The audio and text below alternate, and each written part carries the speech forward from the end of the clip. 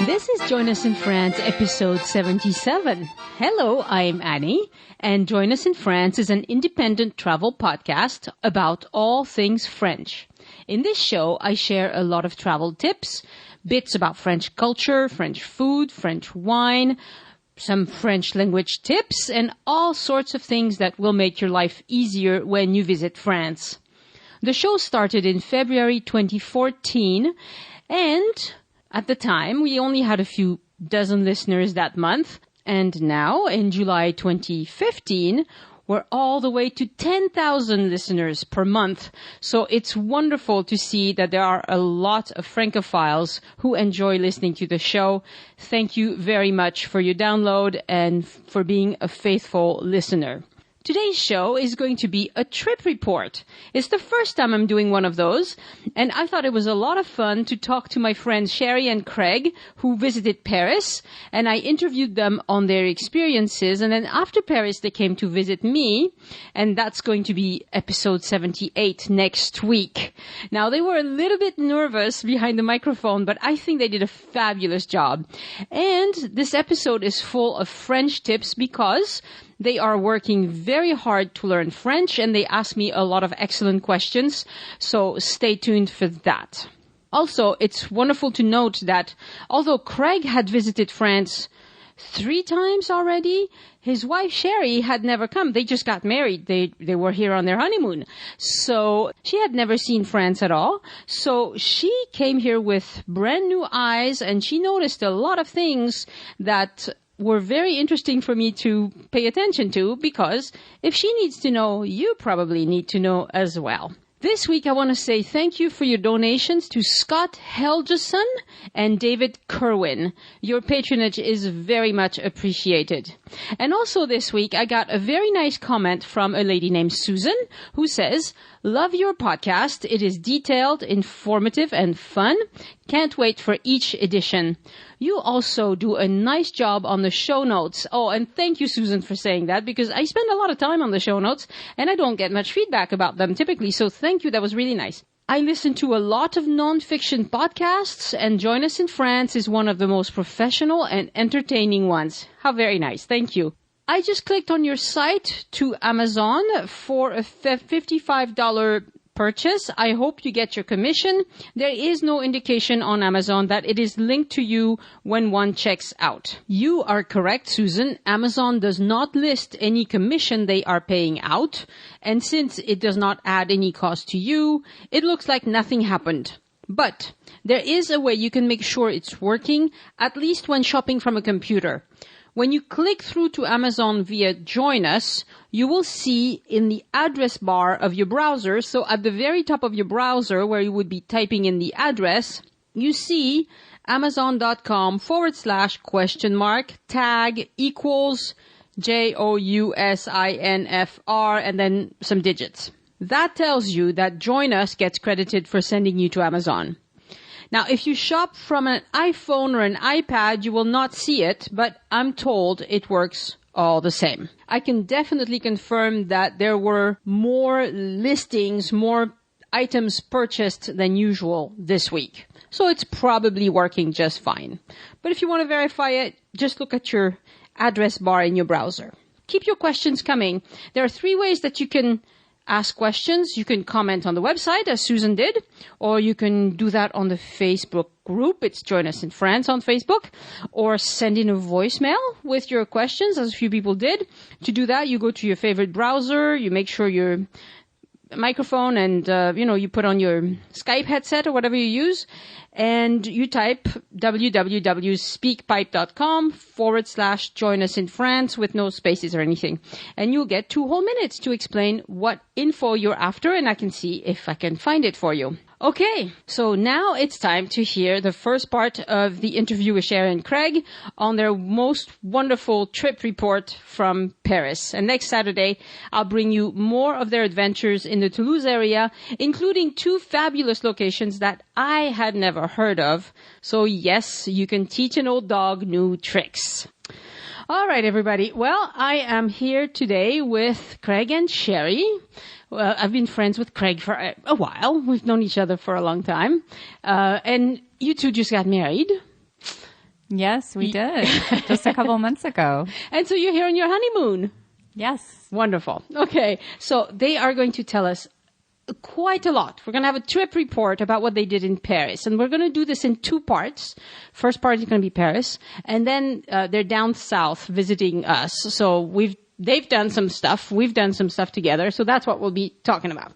All right. So let me tell you before we get started that these two are pretty intense, and they are very serious about this French business because they even took lessons, okay?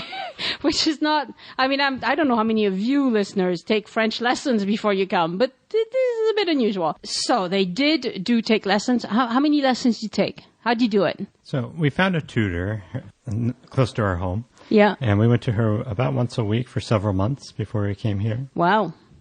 That's cool. And you also did a Pimsleur course, right? Yes. We made it through halfway through the 3rd Pimsleur course. Which is quite a bit. Now, Pimsleur I like quite a bit. I mean, I don't know anything about your tutor, but Pimsleur I know I like because it's like something you do for, 20 minutes a day, right? About that? Yeah, it's a 30-minute lesson per day. Mm-hmm. And it's all oral. It just builds on what you've learned yesterday. But the trick is you have to keep doing it every day. Right. Right. And I did it for Spanish and I got lost. I stopped doing it and now I have to go back and do it again. So anyway, so they're pretty serious about this whole France thing. Why did you choose to come to France anyway? But why France? Why not Italy? Well, for me, this is my first time actually off the U.S. continent, and I always wanted to go to France. It's just been a dream of mine forever. That's a good reason. I took French in high school, but I don't remember that at all. And I love the culture, art, food, wine, just everything about it suits my personality. So luckily, Craig likes it as well. Yeah. He has a little different reason for wanting to be here, I think. Do tell. He's like, what? Well, it's similar. I enjoy the food as well and the culture and the wine. And, of course, Annie lives here. And so this is my 3rd year coming to visit her here in Toulouse. And I'm planning to come again next year as well. That's right. But yeah, I'm very interested in learning more about French culture, becoming fluent in the language. I'm certainly not there yet, but we're off to a good start. Yep. You have made a lot of progress compared to last year. Last year you really didn't say very much, I don't think. I don't remember anyway. So this year you're doing great. Okay, so let's pretend you're arriving in Paris on your intercontinental flight.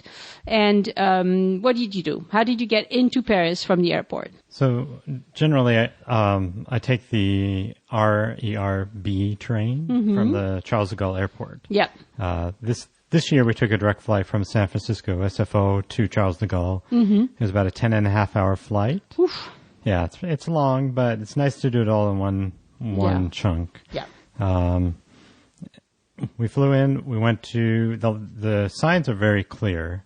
You pick up your luggage. You go follow the signs to the train to Paris, and when we get there, it's pretty obvious that to the right are the 2 tracks that go into Paris. The one thing that was confusing to me is that I had understood there was an express train that would skip several of the stops. Right. And it wasn't clear to me, based on my limited French, which train was which. So we just hopped on one of them, and it turned out to be the one that stopped at every single stop. And as you know, Paris was in the middle of a heat wave. Oh, yeah. And so the train did not have air conditioning, and it was not exactly comfortable riding into Paris. Right. Did you get to sit down or not even that? Yeah, we were able to get a seat on the train. I wish I would have had a collapsible fan in my purse. That would have been handy. That's true. That would have, that would help a little bit. Okay, so the way you know if it's the fast train or the slow train is you look on the display. It's going to tell you the names of the stops. And the fewer names are listed, the faster the train. If everything is listed, it's going to be a slow train. I think that's the only way, really, to figure it out, as far as I know. Did you figure out anything else? That's what I understand as well. Yeah, so. yeah.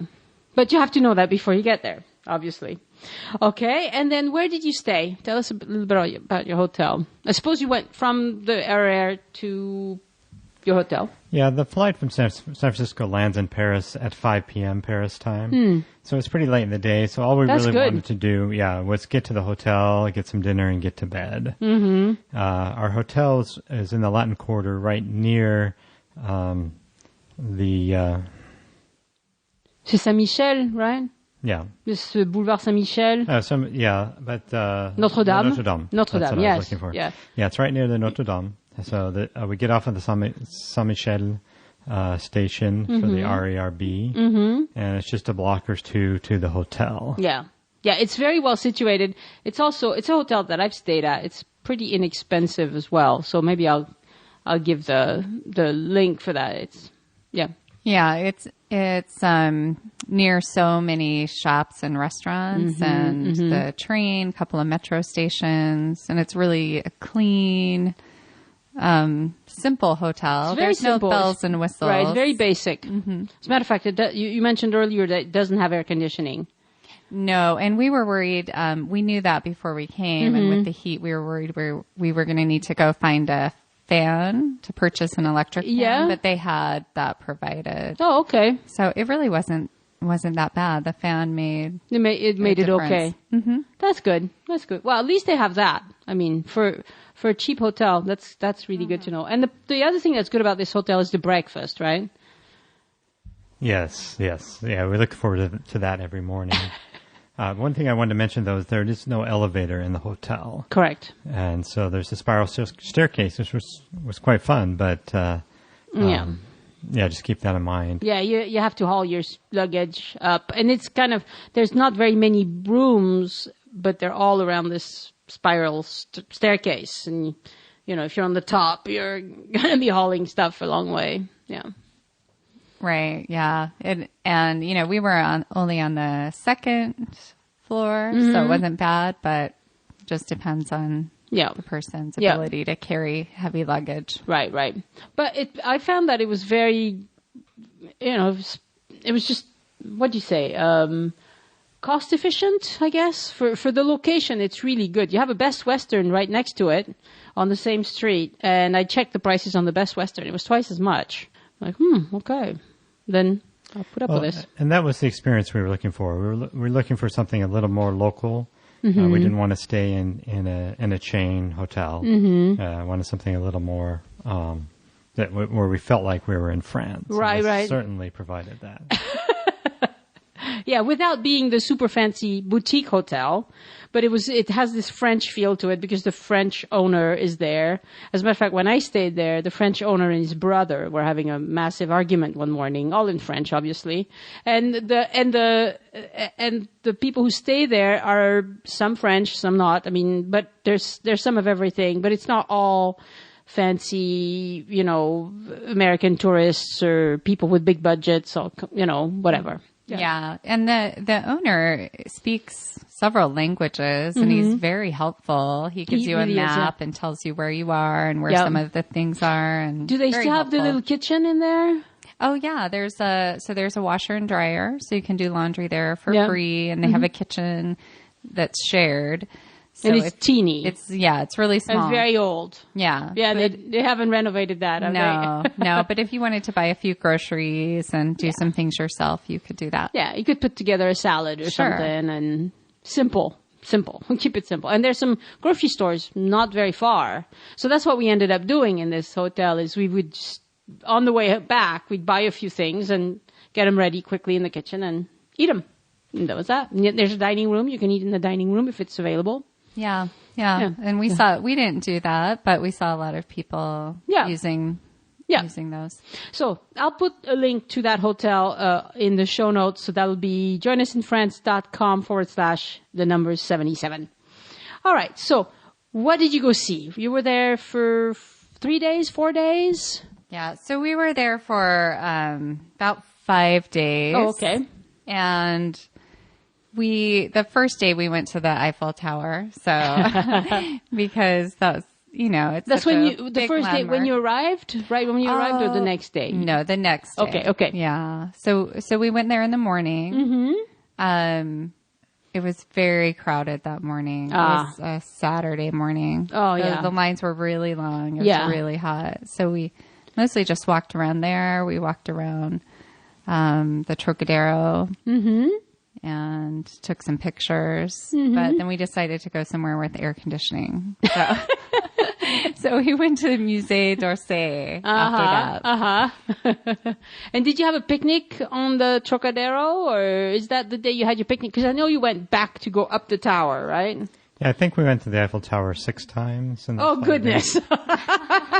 Are you fans or what?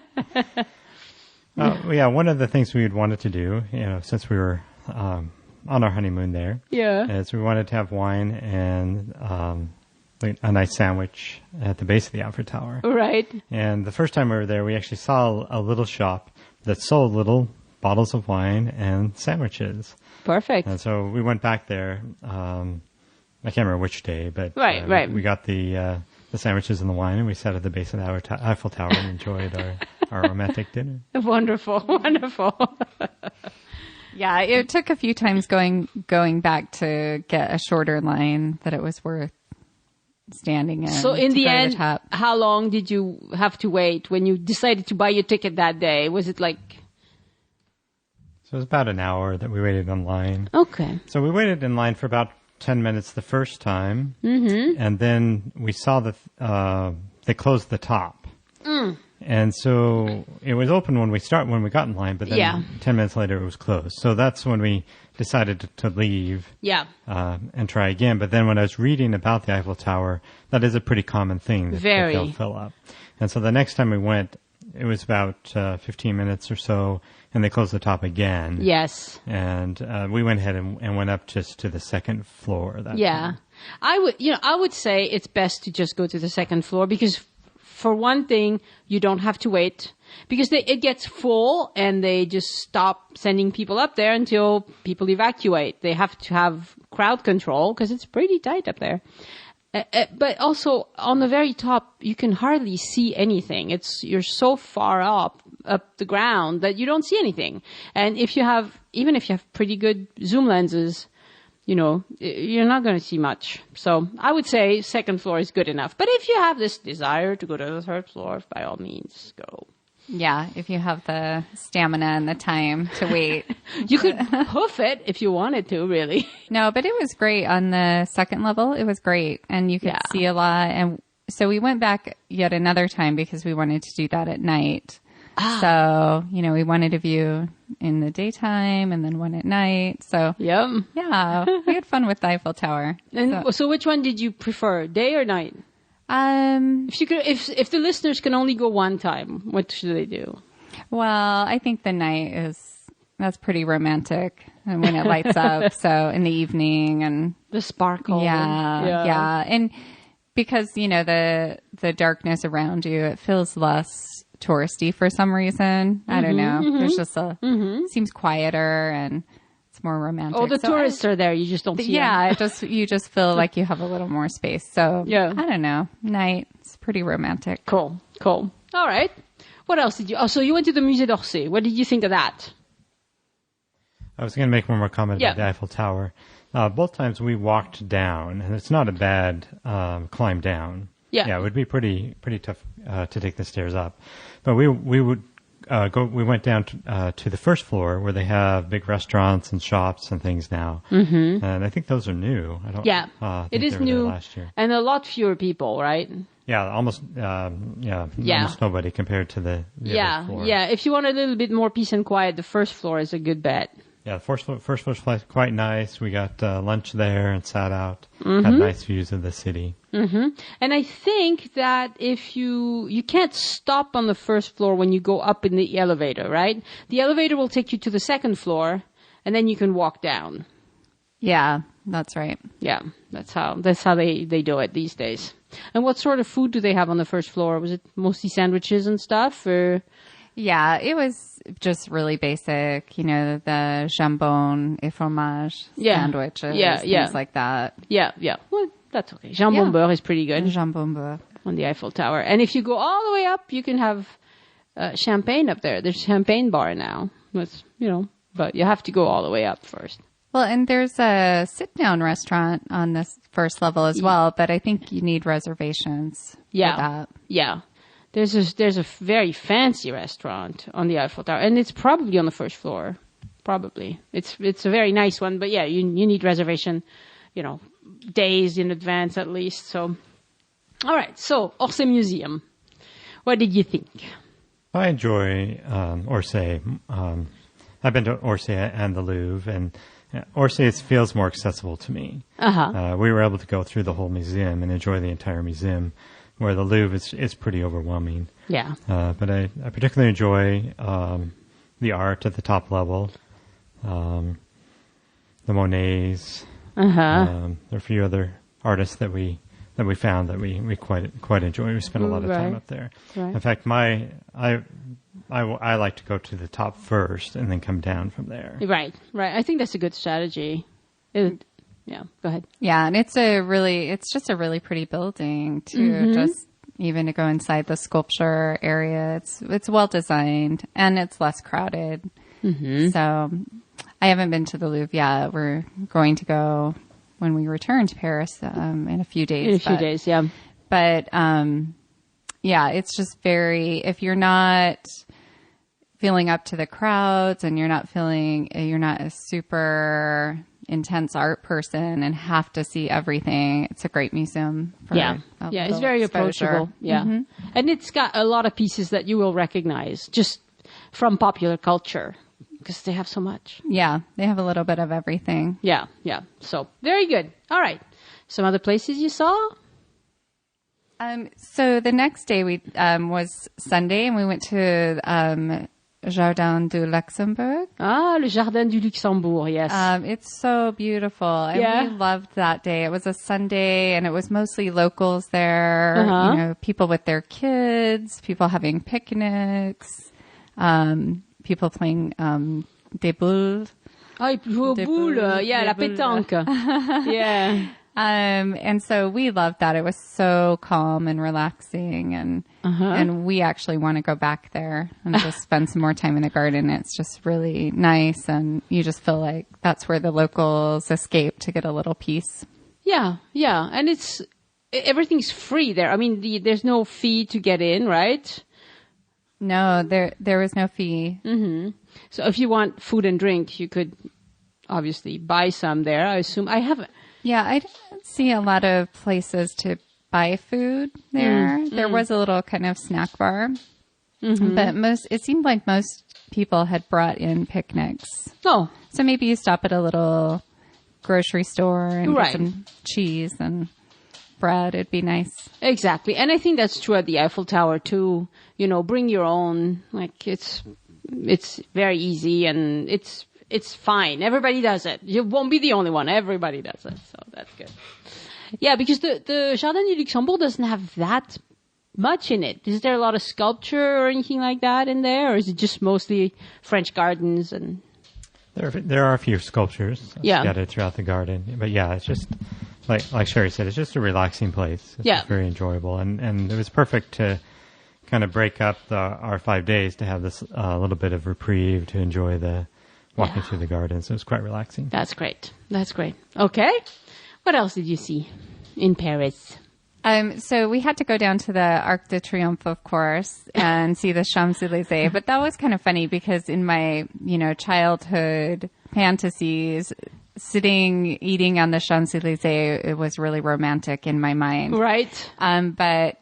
But that is the most crowded, touristy place with tons of big stores and American stores. Yes. And there's not really, the street is really busy. And so, of course, it was fun to see. Right. But it was much different than in my fantasy. Yeah. I think you're not the only one. I mean, the Champs-Élysées are not what they used to be. You see the pictures of yesteryear and it's very quaint but it's nothing like that anymore. I think they need to get rid of the cars, but I don't know how they're going to manage to do that. If they can reclaim the street, no cars, it would completely turn it around. It would be much more pleasant. But yeah, Parisians use cars. Right. Yeah. And it's a working city and people have to live. So. Yeah. So did you go up the Arc de Triomphe or no? No, we Okay. didn't. We just walked around it. There was quite a big line. It looked like tour buses had just dropped off. Yeah. Yeah. Hmm. Yeah, the line was almost all the way through the tunnel to the stairs. Oh, so it's pretty geez. long. Yeah, that's a long line. Yeah. Yeah. Did you, I forgot to ask you, did you wait a long time to get into Orsay Museum or was it okay? No, we didn't wait very long at all. We walked right in. Oh, that's good. That's good. I would have assumed that if it's super busy at the Eiffel Tower and the Arc de Triomphe, it would also be busy at the Orsay. Maybe not. That's good. Very good. So maybe you'd say, skip the Champs-Élysées if you don't have time. Maybe it's not, it wouldn't be, I mean, you're not going back to that, right? Well, yeah, I wouldn't, but that's just, my priorities. Right. If you really love, shopping, that might be, there's a lot of stores. Yeah. We kind of like quieter and, smaller streets with boutiques. And in fact, one day by our hotel, we just decided to wander off the other way and we found a little street market, which was great. And they had, a kind of a flea market. Yep. People selling older things and that they've collected. And then there was a bakery there and a cheese shop there. And so that Perfect. finding little things like that is more what we is were what you're interested thinking. in. Yeah. Yeah. Well, I think that's a lot of people too. I mean, it's not just you. It's a lot of people. So those were the main things that we saw in Paris. The next day we caught a flight down here to Toulouse. Yeah. Yeah. Okay. So I do have a few questions about Paris in general. First thing is you relied on Wi-Fi because your American phones don't work here, right? Is that because you have a different system or? So we have CDMA phones, but I think they must be dual band. Because we could get a SIM card Okay. to put in our phones, but we didn't feel like it was necessary since we were traveling together. Right. Yeah. So if you bought a local SIM card, it would have worked, but just coming down here with your American SIM card, well, no, it's not, you don't have a SIM card, but it wasn't working. We have a SIM, but it's CDMA. I so see. It's on the Sprint network, which of course doesn't work here. Okay. Yeah, that surprised me because when I have a French cell plan and when I go to the US, my phone works. It's just super expensive, but it works. I can call, I can do everything. I could even do data. I could do everything, but it's expensive, so I don't. So you probably have GSM, I'm guessing. I don't know anything about it. I think both T-Mobile and one of the other providers provide GSM in the US. I see. So did you rely on Wi-Fi a lot? Yeah, the only time we had access to anything was back at our hotel, really. I think Craig might have found some Wi-Fi in the city. Did you find that at one point? Yeah, one of the parks had Wi-Fi. All of the parks have Wi-Fi. They Oh. should all have Wi-Fi. Okay. Well, at least at one of them we found Wi-Fi. Yeah, okay, yeah. And then at the airports we had Wi-Fi, which was fine. We could check everything when we were at the airport. Right. So there was something that you mentioned during one of our meals together. You said something about, you saw something that said free Wi-Fi or something, and then it asks you for a login and password, right? Yeah, that's right. And Dave explained that there's actually a company called Free. Exactly. When it's really confusing, but if you see free Wi-Fi or hotspot or whatever they call it, it's actually, that's my carrier. So it would be for someone like me to log in, to stop using my data and use the Wi-Fi instead. But it's confusing to tourists because they go, oh, this is free Wi-Fi. No, that one's not free Wi-Fi. But if you look for, anytime you're at a public park, if you look for a Wi-Fi, you will probably see something like Mairie de Paris or something like that. That's what it's going to be called, like City Hall or Paris Wi-Fi or something like that. I should have checked last time I was there, but I didn't. But anyway, so yeah, okay.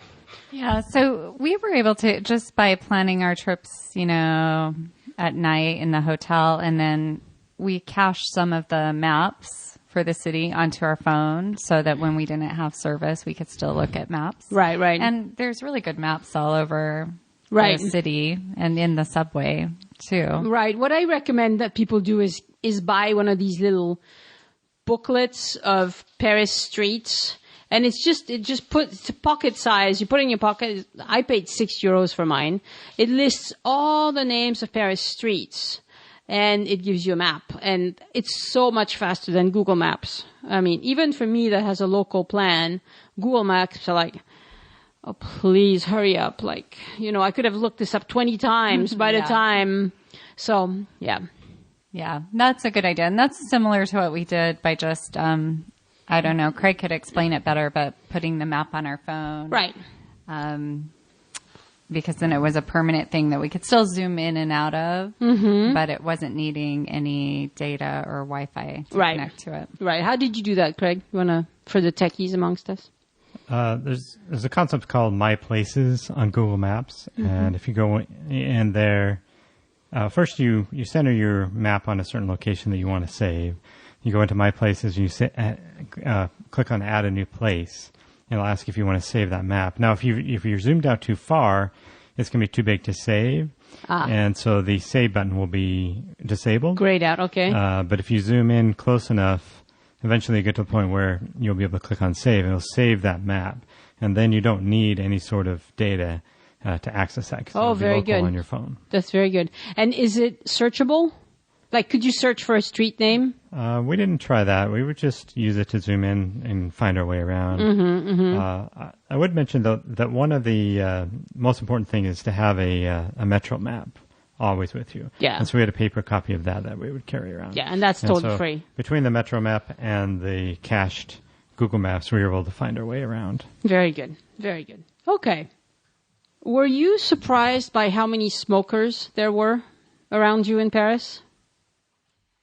So I didn't really notice it too much. There were definitely more than, we live in Utah in a pretty non-smoking area. So definitely more than where we live. But it wasn't as much as I thought. I've been to some places in the United States where I felt like there was more than in Paris. Oh, really? But okay. I don't know. Maybe it was too hot to smoke. I don't know. Could have been. I wouldn't know anything about that. But yeah, it's some people notice that, but it didn't strike you as. And also, people get annoyed because if they eat outside at a terrace in a restaurant, that's the one place where smokers want to eat. No, right. And there definitely were people smoking. I don't think Craig or neither of us are super sensitive to it, but if you are. Yeah. That would be something to be aware of. Yep. So how did you find restaurants? Did you find a lot of restaurants, or did you just buy food and? We ate at restaurants. We had breakfast in the hotel. So right. That was nice. It was included. But we would wander, kind of in the morning and look around and see what we could find, and then we'd come back later. And we found a street just over from us that had a bunch of restaurants. And we went through and we just looked at all the menus, and we found one that looked less touristy and had stuff we liked. And we sat down there and just had the most delicious dinner you can imagine. So it was just luck. Just luck.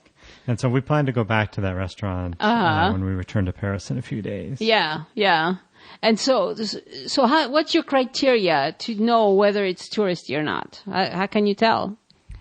Well, I was always looking for, if there were people speaking French in the restaurant. Yeah. So, if it's busy, but, well, that didn't always work, because if you were right by a landmark like Notre Dame, they're busy, but it's all tourists. So we try to get off the main drag just a little bit. Yeah. And then look where there's people eating and speaking French. And then, sometimes it's just like, try it. I mean, the worst, it can't be that bad, right? So at least you're going to have a meal, and you may find something really great. The one that we found that we really liked, that we want to go back to, definitely you could tell that they had put some effort into making an interesting looking restaurant. It wasn't just trying to grab all the tourists' money. It had some charm and personality that was different than the others. So maybe that's what attracted us. but Was it a French restaurant? it was. It Yeah. was just traditional French food. So we had boeuf bourguignon. Oh, good. That's yeah, and good. it was really good. It was really good. Yeah. And simple. And I another thing for me, and this is true anywhere I go, if there's like pictures of the food, I avoid it because I feel like, you know, the better restaurants just have the menu written Yeah. out. Yeah. It's, yeah. I think that's very true. That works most places.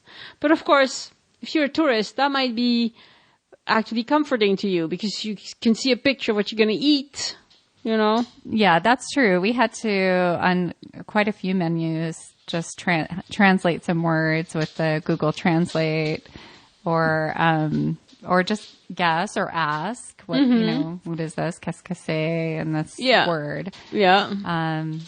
And Craig, you had something that translates, like an app that translates, you can take a picture of whatever you're looking at and it tries to tell you? Yeah, that's one more tip. So the Google Translate has an option to download a language pack. And so before we came, we downloaded the French language pack. And so we didn't need the any sort of data connection to get the translation.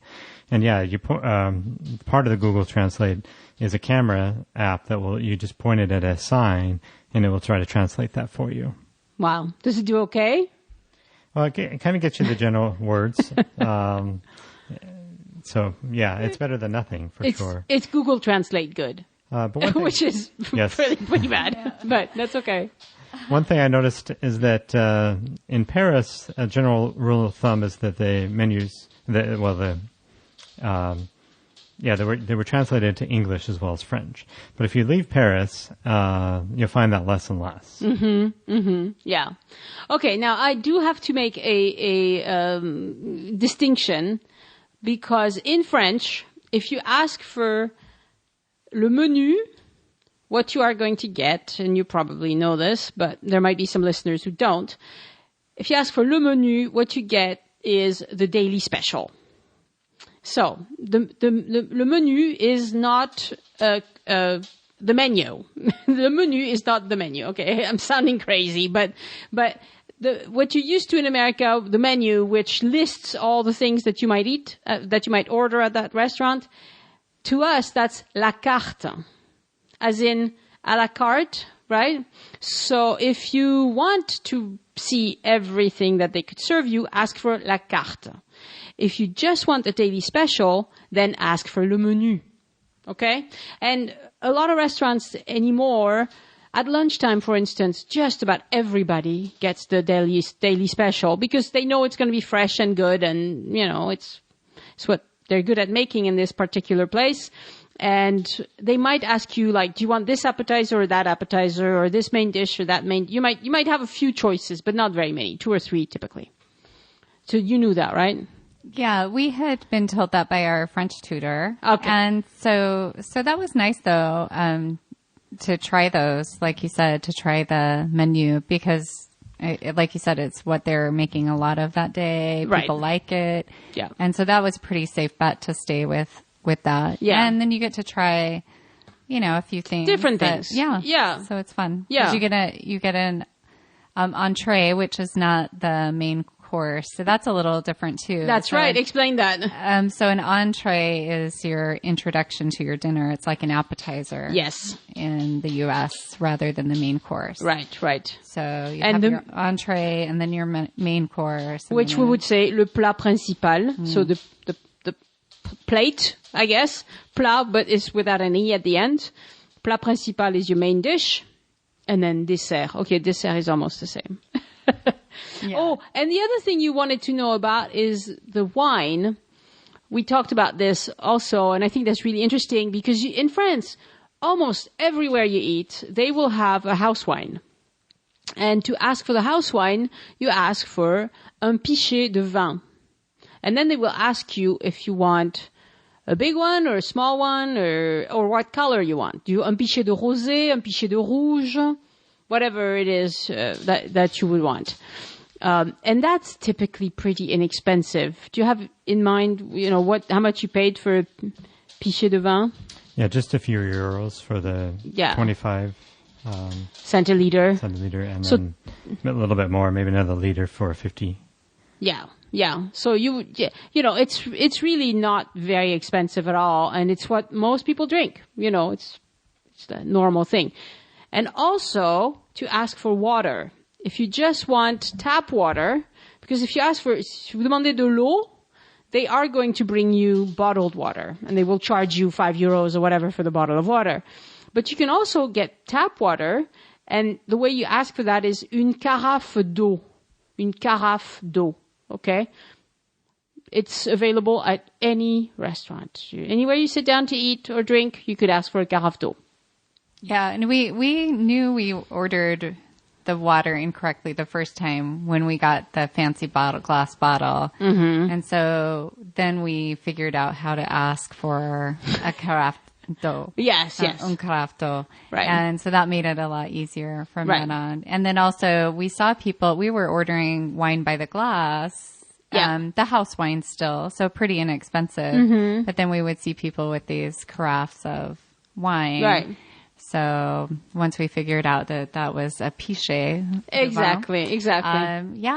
Those are little things that make it inexpensive and easy to order. Easier. And people do it all the time. You can see them at all the tables. And right. Yeah. You won't seem odd for ordering tap water because that's what most people do. Mm-hmm. So just remember, carafe is the water, pichet is the wine. And that's all you need to remember. Because when I go to a restaurant, I just say une carafe. And they know exactly what I want. It's not like rocket science or anything.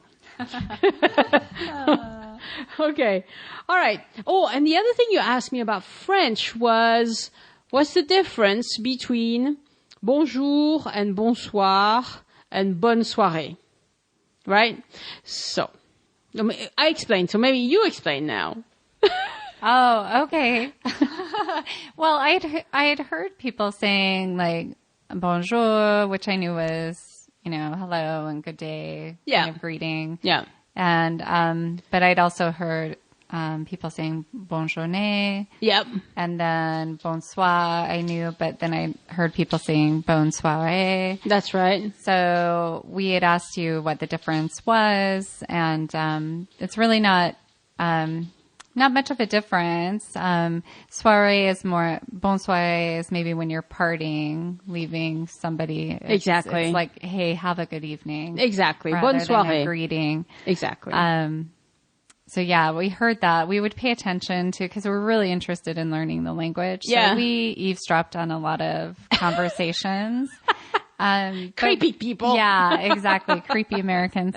But we really want to know, and pick up words that we can. And so, yeah, we try to remember what we had questions on. And that was one of them because we heard somebody kind of using the bonsoir. And we're like, well, when would we use that? Right. And also, when do you start saying bonsoir instead of bonjour? That's really not set in stone either. I mean, I would say after work, you start saying bonsoir. So, depends on when you stop working. So, but it's really not. I mean, if you say bonjour at 9 p.m., nobody's gonna, you're not gonna get lynched or anything. Well, we heard some locals actually, one would say bonsoir, and then the next one that came through would be bonjour. Exactly. So there's no consistency. No, there's no rhyme or reason to it. It's just whatever comes out first. It really doesn't matter. Another thing that that was pretty cute is you asked about Hôtel de Ville, whether that was a hotel or... No, it's not a hotel. I could tell it wasn't just by the way it was, but you see them around and it's the same word as an hotel. Yeah, where you stay. Absolutely. So it's not a dumb assumption to make. Mm-hmm. It's like it says hotel right on it. Right. But Hôtel de Ville is actually another word for it is mairie. And you know what? People would tell you, oh, faut aller à la mairie. And when you get there, it doesn't say mairie, it says Hôtel de Ville. So it's just one of those things that we say it one way and we write it another. And I've never heard anybody tell me, oh, allez à l'Hôtel de Ville for this or that. You would never say that. It's longer, so we'd always say allez à la mairie. But, so it's not a hotel. But there's other things that we call hotel that are not hotels, like Hôtel de Police, Well, you don't sleep there unless you did something wrong.